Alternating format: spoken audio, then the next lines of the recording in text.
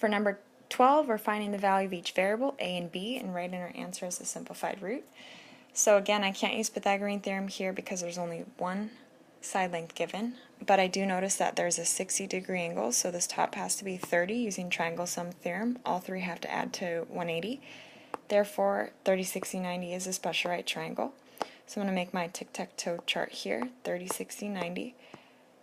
1 root 3, 2 are the side lengths of the smaller scaled version of the 30, 60, 90, and my picture is just an enlarged version. So if I look at my column here, the first column across the 30 would be B. Across the 60, if I draw an arrow, would be A, and therefore across the 90 is the 2 root 2. Then I look at which column has just numbers. The first has a B, the second has an A, so the third column has just numbers, and I could use that to find the scale factor.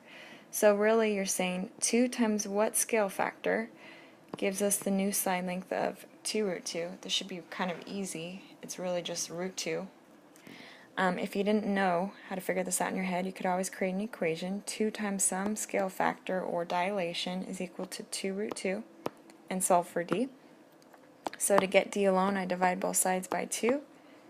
So cross out my 2's here, and the scale factor is just root 2. So I'm multiplying all columns by root 2. So A would be, if I look at my chart, I notice that A is the second column here. Root 3 times root 2. To multiply two roots, you use one root symbol and you just write the product inside. 3 times 2 is 6. And then B is equal to 1 times root 2, or just root 2.